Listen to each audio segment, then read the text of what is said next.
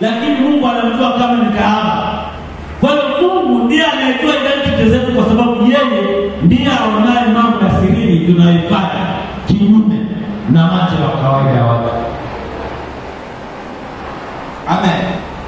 Lakini kuanzia leo ninaenda kukutabiria kama nabii wa Mungu aliye hai, uanze kuishi kwenye hatima zako, uanze kuishi haki ya maisha yako. Usiishi tena maisha ya kufananisha. Imefanana maisha lakini sio maisha. Lakini kuanzia leo nyota ya pesa ikujilie kwa jina la Yesu. Nyota ya hukumu ikujilie kwa jina la Yesu. Nyota ya kuendelea ikujilie kwa jina la Yesu.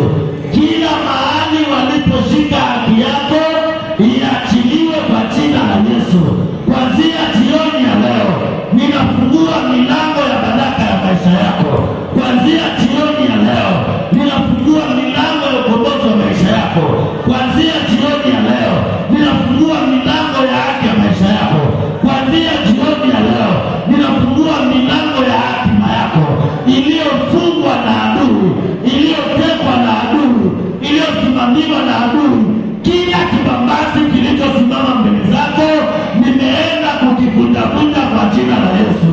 Maana Bwana amesimama mbele zako ili kukuongoza na kukusimamia. Haleluya. Amen.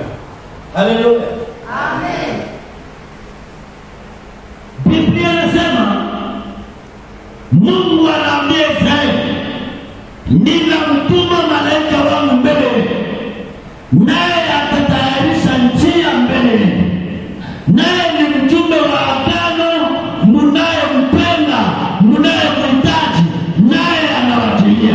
Nani atakayeweza kustahimili siku za Bwana? Haleluya.